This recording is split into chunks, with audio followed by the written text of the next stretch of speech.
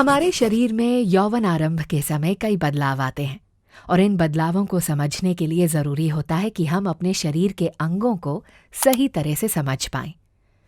यौवन आरंभ होने पर हमारे शरीर के यौन और प्रजनन अंगों में भी बदलाव होते हैं। ये समझना ज़रूरी है कि हर शरीर में ये बदलाव अलग अलग तरीके से हो सकते हैं। बाहरी फीमेल यौन और प्रजनन अंग। ये हैं बाहरी फीमेल यौन और प्रजनन अंग। यौवन आरंभ होने पर इन अंगों और उनके आसपास की त्वचा के गहरे रंग होने की और उन पर बाल आने की प्रक्रिया शुरू हो जाती है।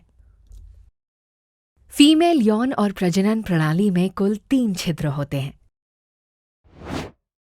सबसे ऊपर की तरफ होता है मूत्र मार्ग का द्वार, जहां से शरीर से पेशाब बाहर निकलता है। इसके नीचे होता है योनि द्वार। वैसे तो योनि शरीर के अंदर होती है, पर बाहर से इसका द्वार देखा जा सकता है। योनि द्वार से न सिर्फ प्रसव प्रक्रिया के दौरान शिशु का जन्म होता है, बल्कि माहवारी का खून भी यहीं से निकलता है और यहां से यौन संबंध भी बनाए जा सकते हैं। सबसे निचला छिद्र होता है गुदा द्वार, जहां से शरीर का मल बाहर निकलता है और यौन संबंध भी बनाए जा सकते हैं। मूत्र मार्ग और योनि द्वार को त्वचा की 2 परतें ढकती हैं।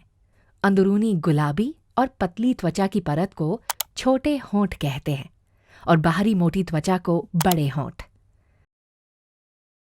दोनों होंठ इन अंगों को सुरक्षा देते हैं और उन्हें गंदगी, अन्य चीजों के खिलाफ रगड़ और संक्रमण से बचाते हैं। ऊपर जहां ये दोनों होंठ मिलते हैं, वहां एक छोटा सा अंग होता है जिसे टिटनी या क्लिटोरिस कहा जाता है। आमतौर पर ये एक मटर के दाने जैसा दिखता है, पर कुछ शरीरों में इसका आकार कुछ अलग भी हो सकता है। संवेदनशील नसों के सिरे होने के कारण इसे सहलाने या इसके उत्तेजित होने पर शरीर में यौन आनंद का अनुभव किया जा सकता है। कुछ व्यक्तियों में योनि को एक पतली उत्तक की परत ढकती है। इसे योनि झिल्ली या हाइमन कहा जाता है, पर यह परत बेहद नाजुक होती है और कसरत करने या साइकिल चलाने जैसी किसी भी शारीरिक गतिविधि के दौरान आसानी से टूट सकती है। कई व्यक्तियों में ये परत जन्म से ही नहीं होती है। आमतौर पर तो बाहरी फीमेल यौन और प्रजनन अंगों की कम जानकारी होने के कारण लोग इन्हें योनि ही कह देते हैं, लेकिन गुदा द्वार के अलावा बाहरी फीमेल यौन और प्रजनन अंगों के संग्रह को वल्वा कहा जाता है।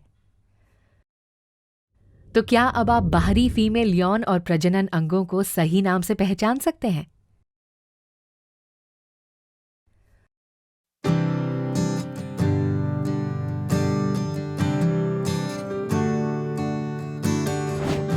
अंदरूनी फीमेल यौन और प्रजनन अंग। फीमेल शरीर में अंडाशय की एक जोड़ी मौजूद होती है।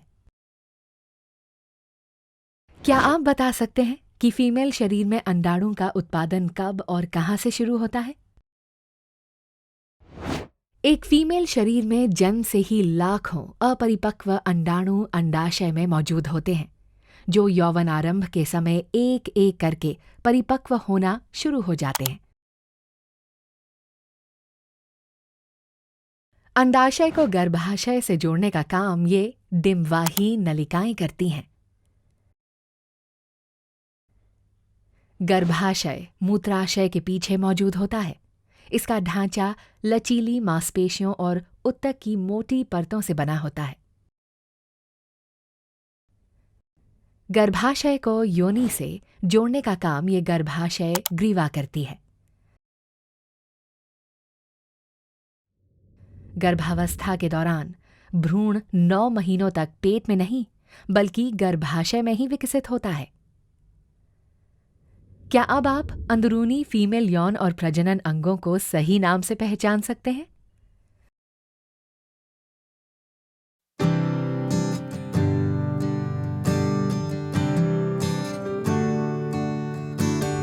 बाहरी मेल यौन और प्रजनन अंग।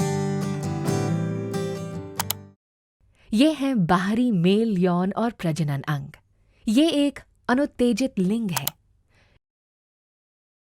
यौवन आरंभ के दौरान लिंग के आकार में बदलाव होता है। इसकी त्वचा गहरे रंग की होने लगती है और इसके आसपास बाल आने लगते हैं। लिंग का रंग और आकार हर व्यक्ति में अलग अलग होता है। जब लिंग उत्तेजित होता है तो ऐसा दिखता है। लिंग की लंबाई को छड़ कहा जाता है।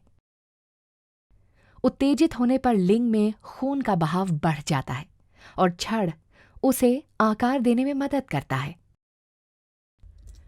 लिंग के ऊपरी बल्बनुमा हिस्से को ग्लैंड्स कहा जाता है, जिसके केंद्र में मूत्र मार्ग का द्वार स्थित होता है।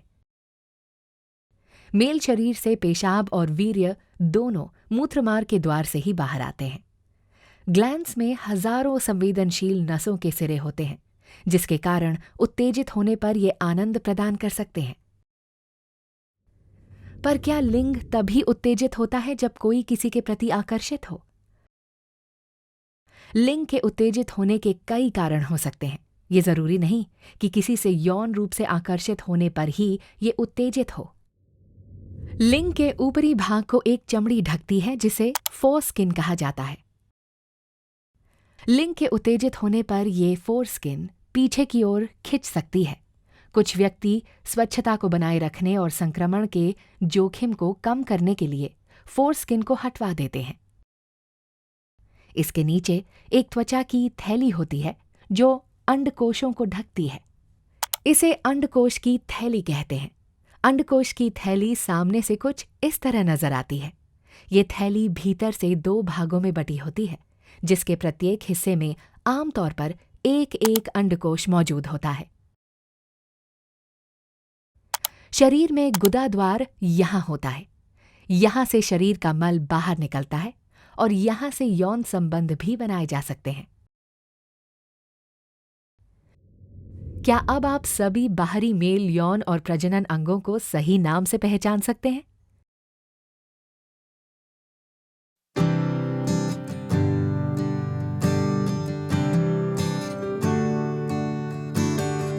अंदरूनी मेल यौन और प्रजनन अंग।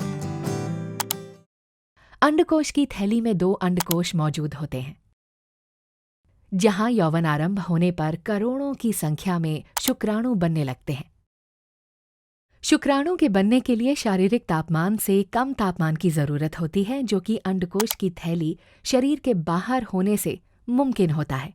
शुक्राणु मेल शरीर में बनने वाले ऐसे कोशिका या सेल्स हैं जो प्रजनन में मदद करते हैं। अंडकोश से ये लंबी ट्यूब जुड़ी होती है जिसे शुक्रवाही नलिका कहा जाता है। ये शुक्राणु को अंडकोश से मूत्रमार्ग की ओर ले जाती है। वीर्य संबंधी पुटिका, प्रोस्टेट ग्रंथि और कुछ अन्य ग्रंथियों से निकलने वाले तरल पदार्थ शुक्राणु को तैरने और पोषण देने में मदद करते हैं। क्या अब आप सभी अंदरूनी मेल यौन और प्रजनन अंगों को पहचान सकते हैं?